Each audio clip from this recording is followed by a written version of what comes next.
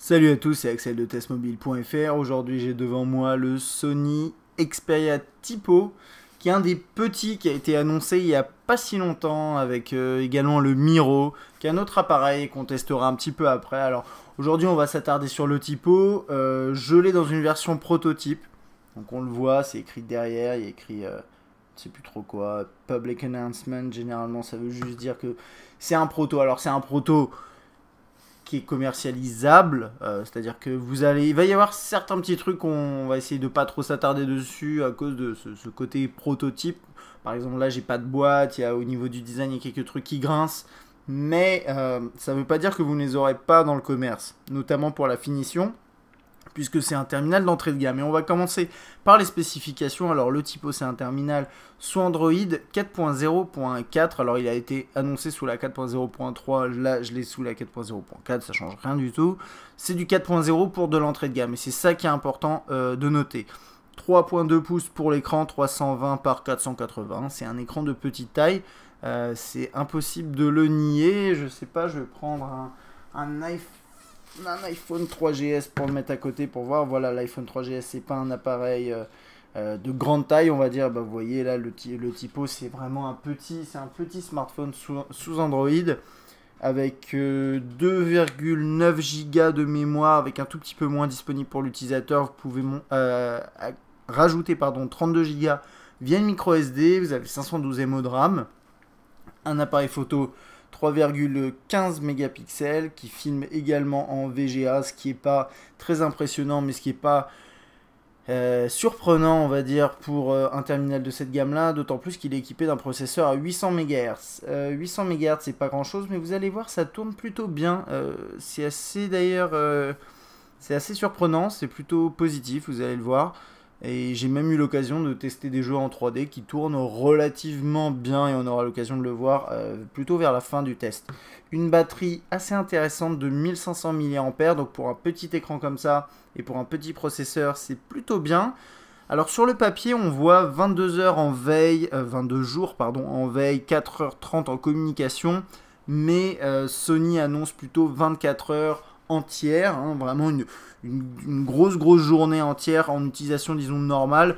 Moi, l'utilisation, j'ai constaté un tout petit peu moins, mais globalement, c'est ça. Vous aurez une grosse journée en utilisation normale, un peu de téléphone, un petit peu de web, etc., un peu de réseaux sociaux, ce qui est plutôt bien pour ce genre d'appareil. Et si vous êtes un petit peu plus économe, on va dire, en énergie, alors surtout si vous utilisez moins votre terminal, vous aurez droit jusqu'à 2 jours, ce genre de choses. Voilà, c'est pas, je suis désolé, c'est pas très précis, mais c'est à peu près ce que j'ai constaté. Au niveau du prix nu, il est à 149 euros, et pour l'instant, il n'y a pas réellement d'offre avec les opérateurs, mais 149 euros nu, c'est pas grand chose. Sachant que le prix, bien sûr, sera amené à diminuer. Il y a un dernier truc dont j'ai pas parlé, c'est son épaisseur, puisque c'est un petit terminal comme ça, mais il est quand même assez épais, hein, 13 mm, c'est pas très fin, on va dire ça comme ça. Je sais pas, là je vais le mettre à côté d'un Ascend G300, on le voit ici, on est sur du 9, il me semble 9 mm ou 8, non je crois que c'est 9, j'ai pas en tête, je suis désolé, mais on voit bien la différence ici, et c'est vrai que c'est un terminal qui est plutôt épais, mais comme il est petit, ça va. Et je pense que ceux qui ont vu notre test du Xperia Active l'auront remarqué, c'est un design du moins sur l'arrière et également sur l'avant, mais sans ce petit élément là qui ressemble pas mal à l'Active, mais celui-ci n'est pas certifié IP67, hein. C'est vraiment un appareil plus pour une utilisation, on va dire, classique. On va s'attarder sur le design de l'appareil. Donc comme je disais, un petit écran, un 3.2 pouces, c'est vraiment petit, on le voit là dans ma main, c'est un tout petit appareil qu'on attrape bien comme ça, avec un design un peu particulier par rapport à ce qu'on trouve chez Sony.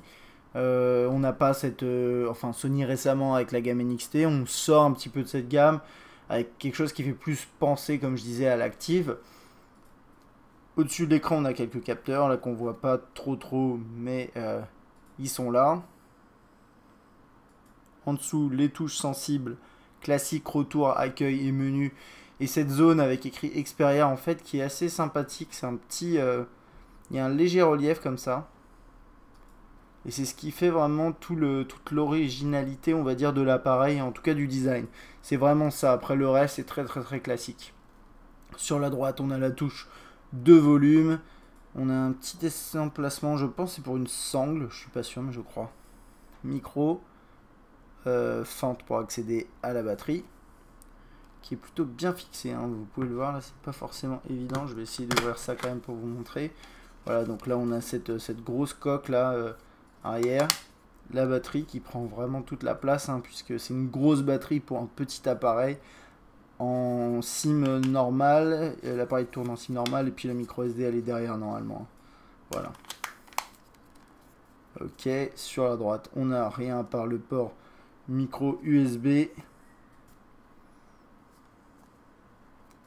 Jack 3.5, bouton on-off, verrouillé, déverrouillé. Et à l'arrière, l'appareil photo. Pardon, l'appareil photo, et vous voyez, il n'y a pas de flash. Le logo Xperia qu'on retrouve encore ici, hein, le petit logo Xperia qui disparaîtra d'après ce qu'on a appris que à partir du moment où il y aura plus d'appareils de 2011 Sony Ericsson commercialisés.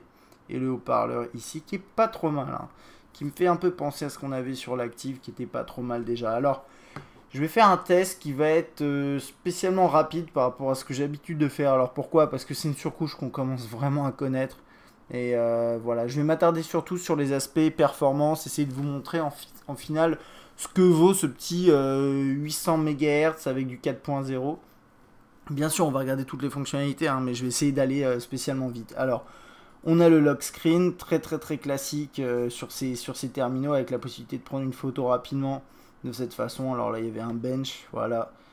Toc, l'appareil photo qui se lance, vous pouvez prendre une photo. On va quitter ça. Ensuite, quand vous arrivez là-dessus, je vais zoomer un peu, qu'on voit un peu mieux. Alors, quand vous arrivez là-dessus, qu'est-ce que vous avez? C'est du classique Android, mais avec la surcouche Sony, vous avez la possibilité de mettre différents widgets sur les pages d'accueil, ce genre de choses. Vous pouvez pincer comme ça pour avoir tous les widgets qui s'affichent de cette façon. C'est plutôt pratique, c'est bien fait. Vous allez avoir des notifications qui étaient légèrement personnalisées par rapport à ce qu'on avait avant sous Gingerbread. Et là, en 4.0, c'est quelque chose d'un peu plus sympa. Alors désolé parce que c'est un écran assez lumineux, je vais essayer peut-être de baisser un petit peu la luminosité, peut-être que vous voyez pas très bien. Ça me permettra de vous montrer rapidement les réglages. Voilà, ça c'est des réglages typés type ICS, hein, clairement. C'est un peu mieux là quand même. Ok. Voilà. Vous avez le multitâche qui s'affiche comme ça. C'est du classique ICS encore une fois. C'est dommage qu'on n'ait pas de personnalisation dans le haut du tiroir des notifications. J'aurais bien aimé un accès rapide à tout ce qui est Wi-Fi, Bluetooth, etc.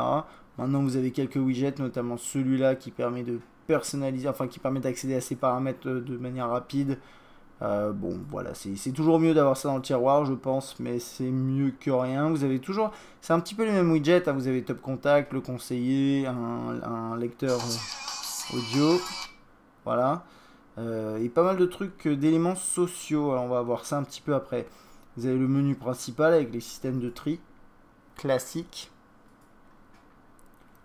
La possibilité de déplacer les icônes. Et vous pouvez aussi mettre des dossiers, par exemple là dans le dock ou dans le menu principal. Il n'y a pas de souci là-dessus. Ça marche assez bien.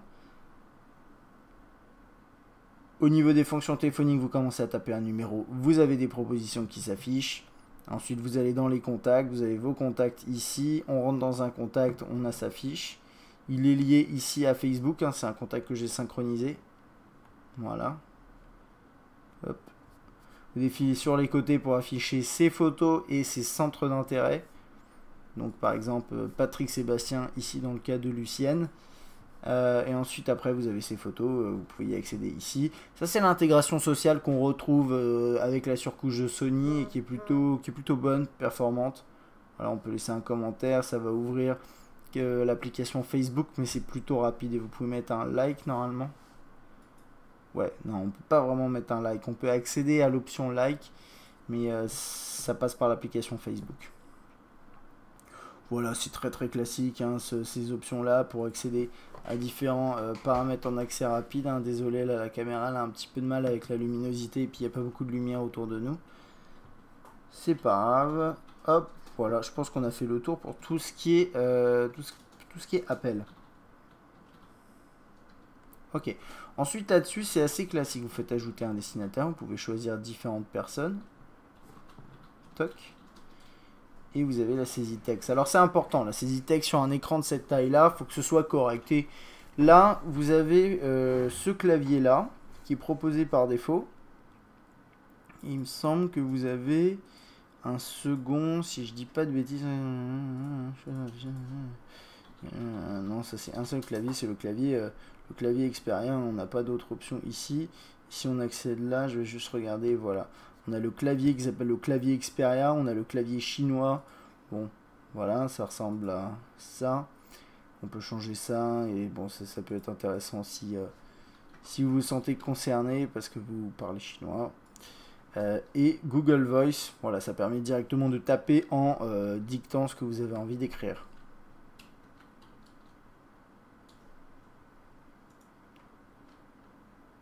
Ouais, bon, pas très performant. Vous n'avez pas vu ce qu'il a écrit, je pense. Voilà, il écrit un petit peu n'importe quoi. Œuf de taper en pense écrire. Bon, très bien. Donc ça, c'est pour le clavier. En fait, vous avez surtout ce clavier-là qui va vous intéresser. C'est le clavier par défaut. Pas exactement par défaut non, même pas du tout par défaut, pardon, dans Android. C'est vraiment le clavier Xperia. C'est un petit peu la base qui a été personnalisée après par Sony. C'est pas mal. C'est pas mal et ça passe assez bien. C'est vrai que les touches sont assez peu larges sur cette taille d'écran, mais au final, je trouve qu'on s'en sort bien. En paysage, bien sûr, ça passe bien mieux. Hein. Par exemple, comment ça va je sais pas.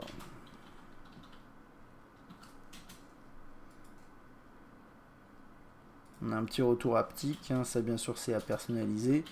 Et normalement, si je me trompe, voilà, par exemple j'ai mis un R, il va me proposer directement cinéma. Si je fais espace, il va écrire cinéma.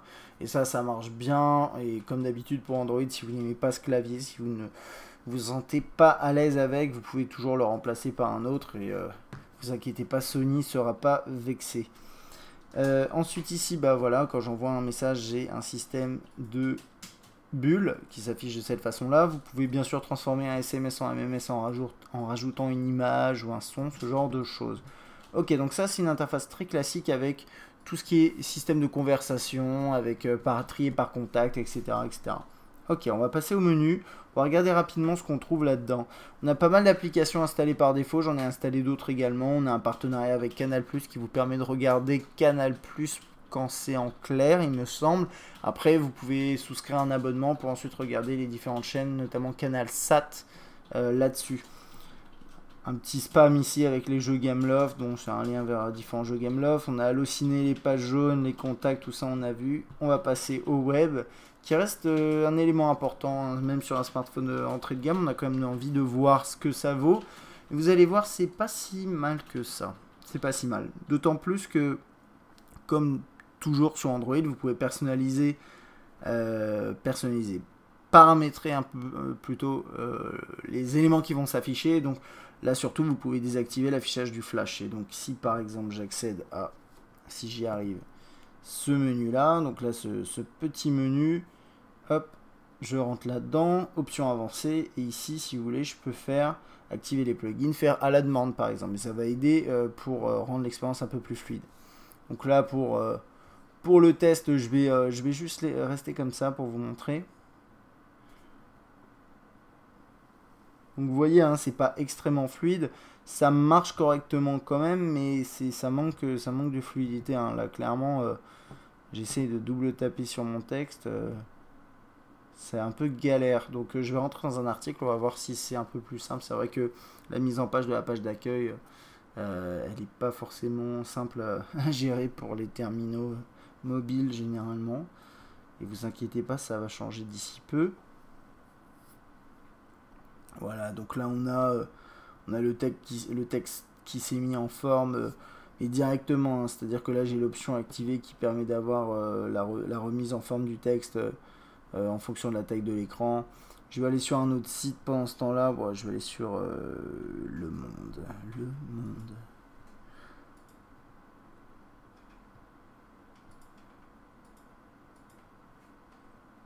Moi je croyais qu'il allait me proposer lemonde.fr directement.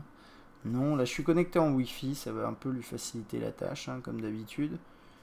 Mais bon, ça marche bien. Alors, bah là du coup, comme on a un petit écran 3.2 pouces, c'est intéressant de voir aussi ce que ça donne avec une interface mobile. Et forcément, bah là sur une interface mobile bien optimisée, bien faite, hein, comme celle du Monde, elle est pas trop mal, ça fonctionne bien. Alors, n'oubliez pas, c'est un prototype, hein. Ok, voilà, donc là, ça n'a pas, pas marché. On va retourner sur le Monde et on va essayer d'accéder à la version non mobile. Ce serait une bonne chose. Peut-être que je défilais un peu trop vite pour lui. Je ne sais pas.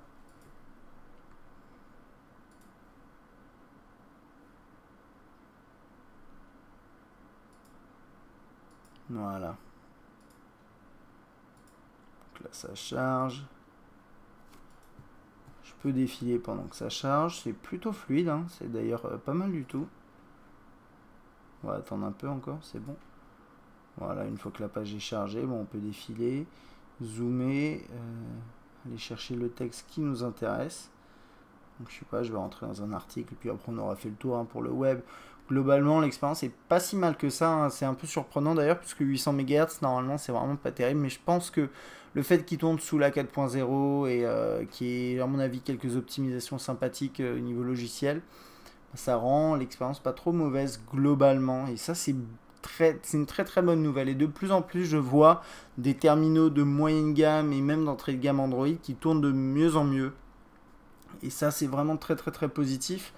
Parce que c'est d'après moi le gros problème qu'on avait avec Android, c'est que dès qu'on commence à faire baisser les specs, on se retrouve avec des appareils qui sont pas terribles.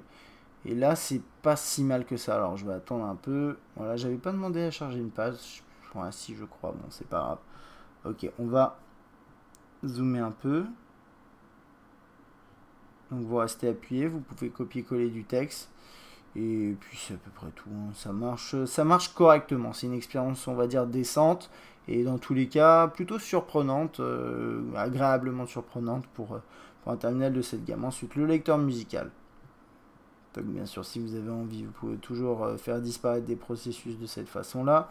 On est dans le lecteur musical que vous connaissez à mon avis, c'est celui qu'on a dans la plupart des terminaux ICS, enfin pas ICS justement, Xperia. Et vous allez peut-être me dire, mais c'est pas la même chose que ce qu'on a sous ICS sur le Xperia S. Et c'est tout à fait vrai d'ailleurs. Kevin avait posté sur Test Mobile une bonne review de cette mise à jour et on voit bien que c'est pas du tout la même chose. Ben, à mon avis, c'est à cause des spécifications de l'appareil. Il y a eu des choix qui ont été faits et là on se retrouve avec une expérience qui ressemble plus à ce qu'on avait sous la 2.3, mais tout en ayant le bénéfice de ICS. Donc je pense que c'est un bon compromis. Et puis il faut savoir aussi que chez Sony, et plutôt Sony Ericsson, sur ce type de taille d'écran, à l'époque, entre guillemets, on avait cette interface 4 coins, avec les widgets dans les coins, enfin les widgets, un widget par page, avec différentes pages et des icônes dans les coins, et ça marchait pas très bien. C'est même ce qu'on avait sur des X8 qui avaient un écran plus grand que celui-ci. Donc je trouve qu'on a fait quand même, enfin que Sony a fait un bel effort là-dessus par rapport à la surcouche, malgré le fait qu'on se retrouve pas avec celle qu'on a sur le XS, mais à mon avis c'est vraiment une question de performance. Voilà, on peut lancer un morceau, on a cette interface qui s'affiche comme ça, on a différentes possibilités ici avec de faire des recherches sur les différentes plateformes. Là on a la playlist en cours, si j'arrive à la lancer, voilà. On a l'accès à la bibliothèque de cette façon. C'est à peu près tout, je crois. Je vais faire ça différemment. Alors j'ai un peu de problème avec les retours aussi, hein. Faut pas appuyer sur retour n'importe comment. Voilà, si je fais ça, je sais plus, je croyais qu'on pouvait défiler comme ça, mais en tout cas là vous pouvez défiler comme ça et vous avez le fond qui change de couleur en fonction de la pochette. Ça fait un peu penser à ce qu'on a sur le Xperia, c'est le U, qui est personnalisé, ce genre de truc. Et on va du coup passer à tout ce qui est qualité du haut-parleur. On va juste regarder, voilà, moi je suis en mode rock. On va peut-être le mettre en off, ce sera un petit peu mieux. Et c'est parti. Alors pour rappel, le micro, hein, pour enregistrer est à gauche, donc c'est pour ça que je me décale sur la gauche.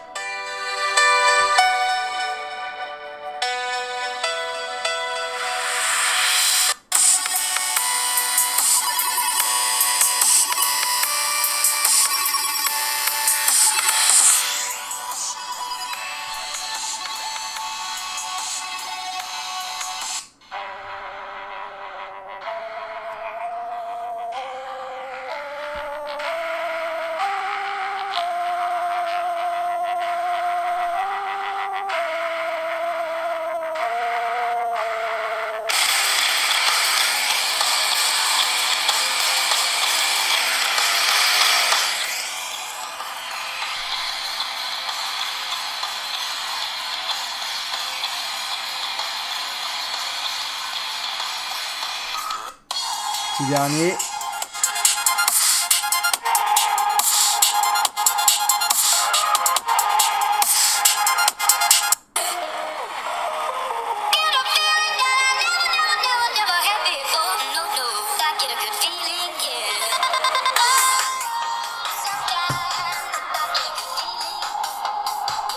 Ok, le haut-parleur du Tipo, il ressemble pas mal d'après, enfin de mémoire, hein, c'est un peu compliqué, mais de mémoire à celui qu'on avait sur le Active, avec vraiment quelques basses, enfin pas quelques basses, mais les gros coups de grosses caisses, de caisses claires ou équivalent, les percus, on les entend bien. Le son est plutôt clair, le volume est assez élevé, mais pas trop, ce qui fait que le son est plutôt propre. Globalement, c'est un bon haut-parleur. C'est un bon haut-parleur, surtout pour du entrée de gamme. Moi, je trouve que Sony a fait du bon boulot là-dessus.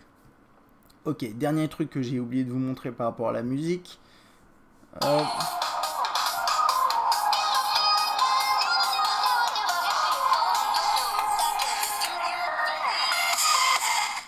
Désolé.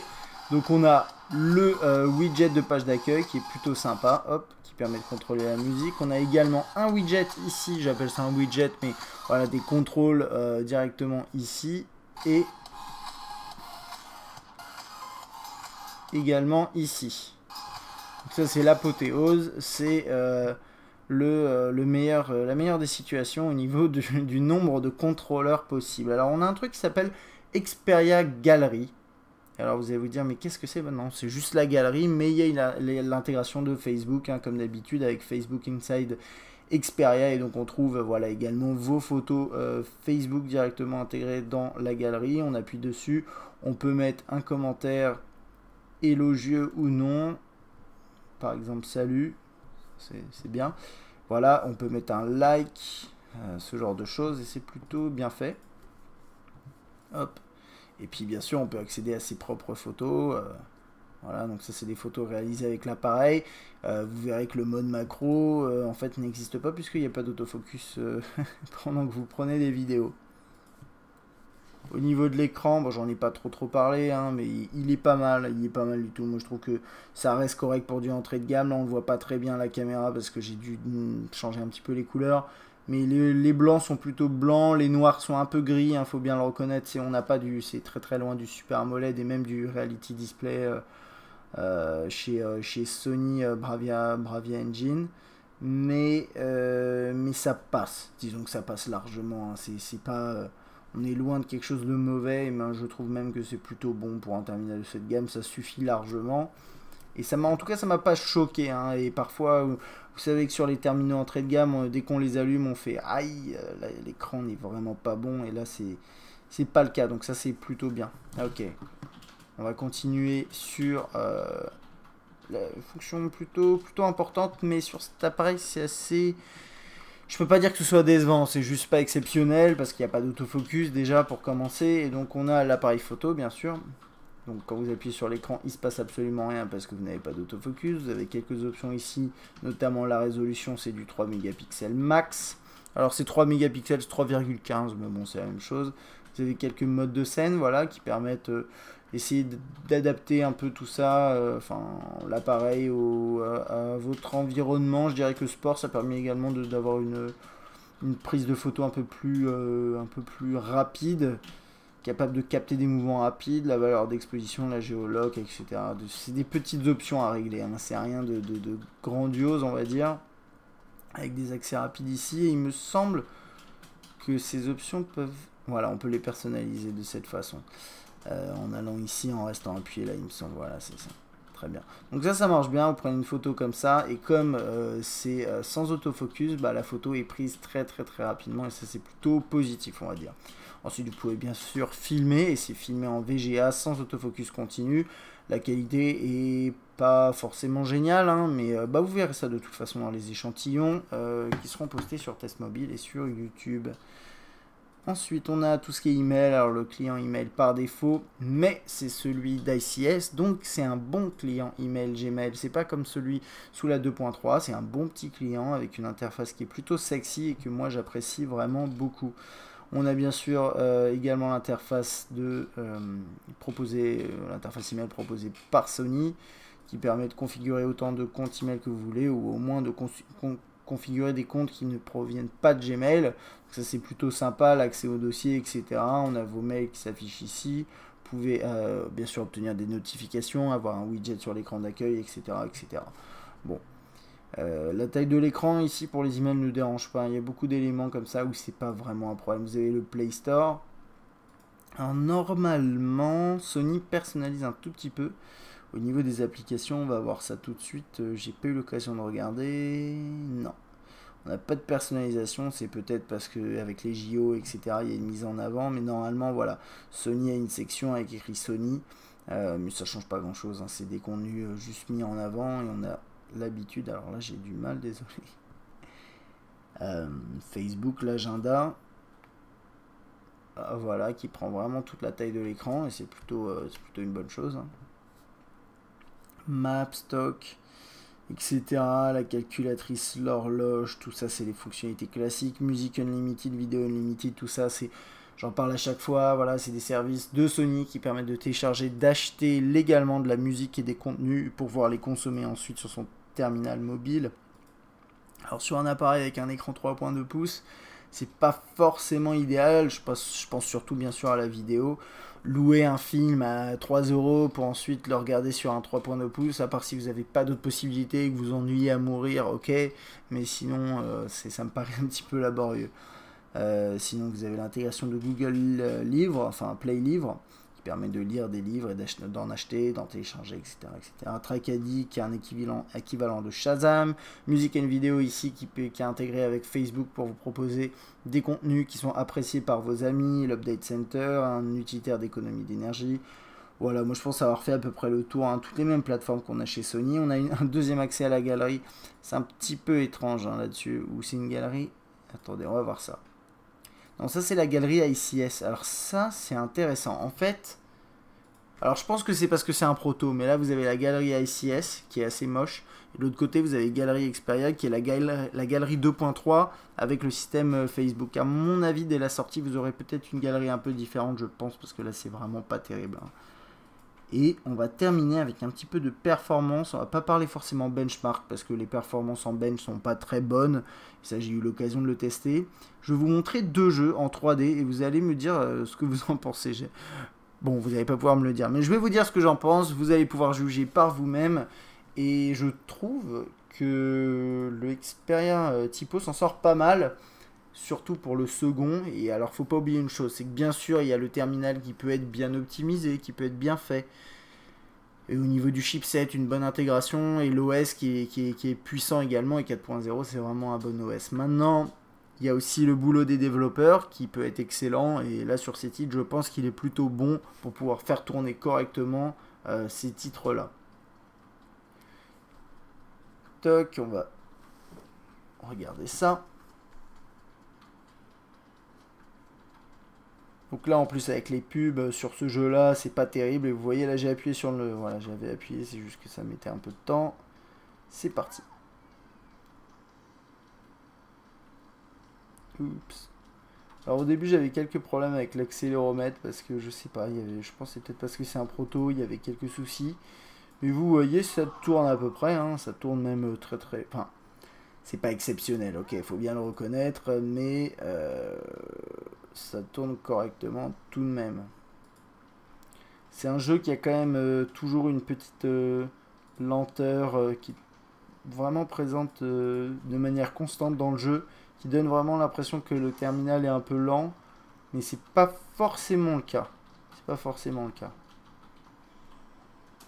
Vous voyez, hein, moi je peux le manipuler sans souci et me rétamer de cette façon. C'est le but du jeu. Ok, et on va regarder un dernier petit truc avant de conclure. Donc, comme vous pouvez le voir, hein, alors bien sûr là je vous montre je vous montre deux jeux en 3D parce que bah, c'est plus fun. Mais tous les Angry Birds, Doodle Jump, etc. ça tournera bien. Maintenant, il y a aussi, j'ai eu l'occasion de le vérifier sur un Galaxy Nexus. Vous avez des jeux en 3D qui tournent super bien. Et puis des jeux en 2D assez mal foutus qui vont ramer comme jamais.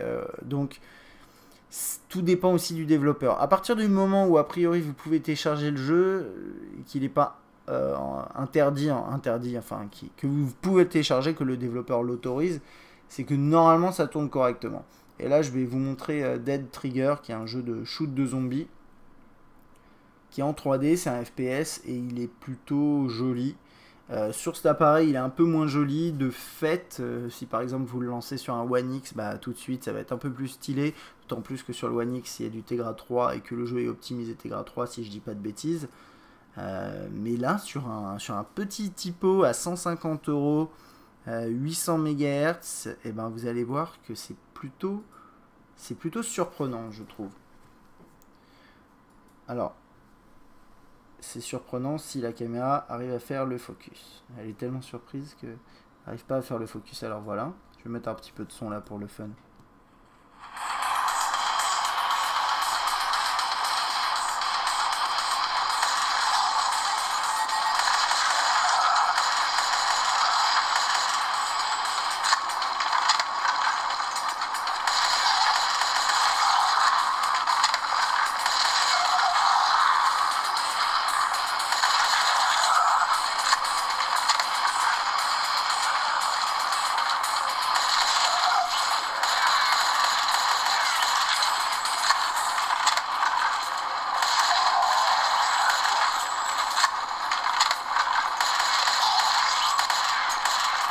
Petit coup de rame là.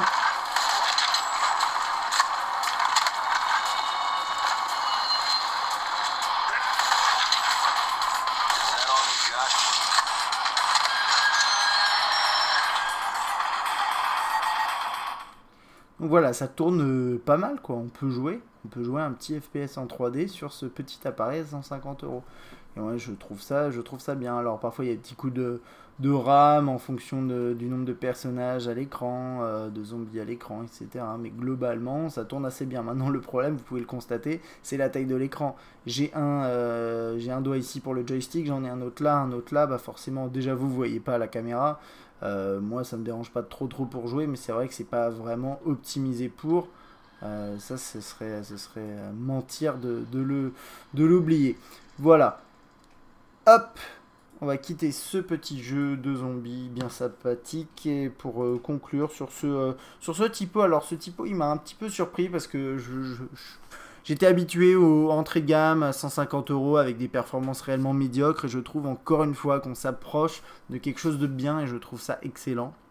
C'est normal, vous allez me dire, hein, au fil du temps, les technologies s'améliorent, les prix baissent, et on se retrouve avec de l'entrée de gamme qui est au niveau du moyen de gamme d'il y a un an, voire du haut de gamme d'il y a 2 ans, 3 ans, ce genre de choses. Bon, j'exagère peut-être un peu, 800 MHz, c'est pas très élevé, mais tout de même, hein, si vous regardez bien au niveau des specs d'il y a 3 ans, voilà quoi. Donc c'est intéressant, et on se retrouve avec un appareil qui est plutôt bon sur la plupart des fonctionnalités qu'on attend sur un smartphone aujourd'hui sous Android. Alors certes l'écran est petit, le design n'est pas très sexy, il est un peu épais et il y a certains craquements que j'ai décelés qui à mon avis vont perdurer même après la phase prototype. Il n'est pas très équipé hein, en termes de spec et ça vous allez normalement le ressentir à terme. Là dans l'immédiat j'ai pu tester des jeux en 3D qui étaient bien optimisés aujourd'hui, été 2012, d'ici 6 mois, 8 mois vous allez voir qu'il y a pas mal de jeux que vous allez déjà de toute façon pas pouvoir installer. Et ça, c'est pas un problème. Mais bon, petit à petit, vous allez peut-être être un peu frustré. Mais en tout cas, pour les utilisateurs qui vont acheter leur premier smartphone sous Android et qui ont un petit budget, parce que bon, j'estime que 150 € nu, c'est un petit budget. Et ben, je pense que le Typo est un bon appareil pour vous. Hein. Si vous voulez quelque chose de compact et pas forcément très design, très stylé, même s'il est pas moche, hein, ma foi. Ça peut être intéressant. Après, il y a la problématique, il y a deux problématiques. Le premier truc, c'est qu'il va falloir acheter une micro SD puisque la mémoire proposée 2,5 Go disponible pour l'utilisateur, c'est assez peu. Donc ça, bon, c'est pas un gros problème, ça coûte pas très cher, mais il faut le noter. Et deuxième chose, c'est l'appareil photo 3,15 mégapixels avec film en VGA, la qualité, bah, vous allez le voir dans les échantillons, c'est pas si mauvais que ça. Mais vous aurez de toute façon des limitations de par le matos derrière, quoi. Ça va pas vous permettre de vraiment apprécier les photos, d'autant plus qu'il n'y a pas d'autofocus, et ça c'est vraiment peut-être le petit point négatif qu'on a, même si on peut pas demander trop d'un appareil d'entrée de gamme. J'aurais bien apprécié avoir un autofocus au moins pour l'appareil photo, pas forcément un autofocus continu pour la vidéo, mais au moins un autofocus pour la photo, mais en 3 mégapixels, je pense que ça peut suffire. Ce qui est intéressant là-dessus, c'est que quand vous prenez une photo, du coup, la prise est très rapide. Et ça, c'est peut-être un point positif pour vous, je ne sais pas, voilà. Donc ça, c'était pour mon test du typo. Dernier truc que j'ai peut-être oublié, c'est l'autonomie. Une batterie de 1500 mAh sur un terminal comme ça, c'est vraiment pas mal. Et vous avez normalement une grosse journée sans trop de soucis, même en jouant un petit peu dans la journée, en faisant pas mal de choses sur votre appareil. Je dis pas que vous faites 3 heures de navigation GPS, ça de toute façon il n'y a aucun terminal qui survit à ça aujourd'hui.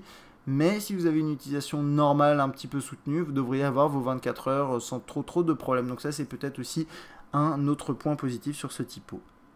Donc si vous avez des questions par rapport à cet appareil, n'hésitez pas à poster un commentaire sur Test Mobile ou sur YouTube. J'espère que cette vidéo vous a plu, à bientôt.